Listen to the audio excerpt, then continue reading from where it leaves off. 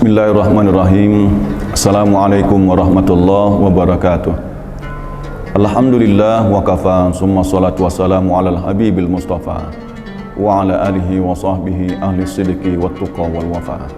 Allahumma salli ala sayyidina Muhammad wa ala alihi wa ashabihi ajma'in.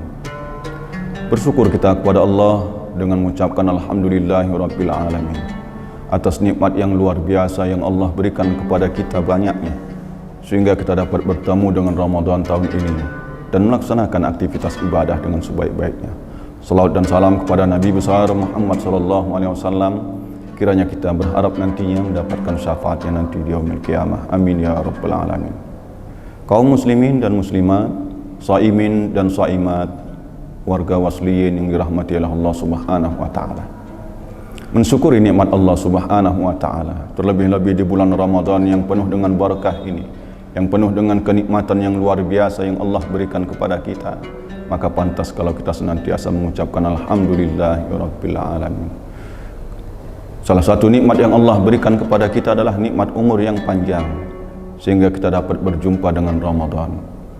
Berapa banyak sudah tetangga kita, jiran tetangga yang sudah kita hantar menuju pintu kubur, atau mungkin saudara kita yang kita cintai sudah kita hantarkan menuju pintu kubur. Mereka tak dapat berjumpa dan melaksanakan ibadah. Nikmat yang luar biasa yang Allah berikan kepada kita bukan hanya sebatas materi, uang, tapi banyak nikmat yang Allah berikan kepada kita. Salah satunya diantaranya adalah nikmat umur yang panjang dan berkah, nikmat rezeki yang banyak dan melimpah ruah lagi berkah, nikmat keluarga, anak-anak yang soleh dan solehah. Itu merupakan nikmat dari Allah Subhanahu wa taala yang pantas dan harus kita syukuri. Saudaraku yang dirahmati Allah, dahulu ada sebuah kisah yang sangat menarik. Ada seorang saudagar kaya yang luar biasa banyak, hartanya melimpah ruah. Usahanya yang dijalankan berjalan dengan sebaik-baiknya. Dia berumur 60 tahun. Anaknya sekitar 6 orang. Lantas suatu ketika ada seorang teman bertanya, "Tuan, saya ingin bertanya, berapa umur Tuan sekarang? Dan berapa banyak harta Tuan yang Tuan miliki sekarang? Dan berapa banyak anak Tuan yang ada sama Tuan?" Sang saudagar tadi mengatakan, "Umur saya sekitar 1 tahun. Harta saya mungkin sekitar 10-15 jutaan. Anak saya hanya 1 orang." Lantas teman tadi bertanya, "Tuan bohong. Kenapa Tuan katakan umur Tuan 1 tahun?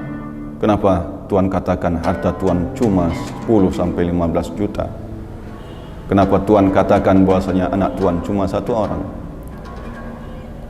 Memang benar, umur saya 60 tahun.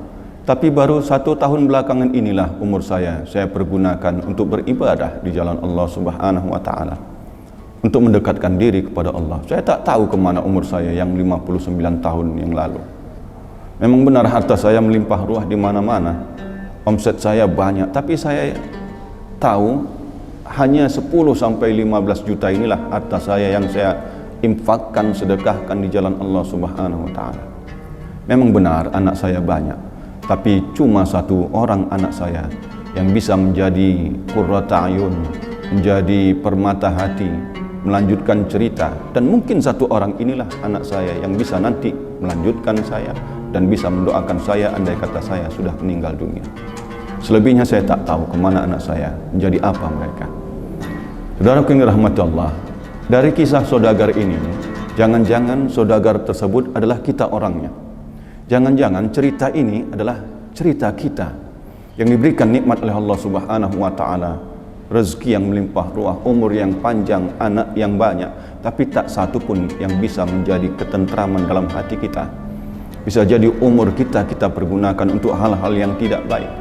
Bisa jadi harta kita yang banyak tidak kita pergunakan di jalan Allah Subhanahu wa taala.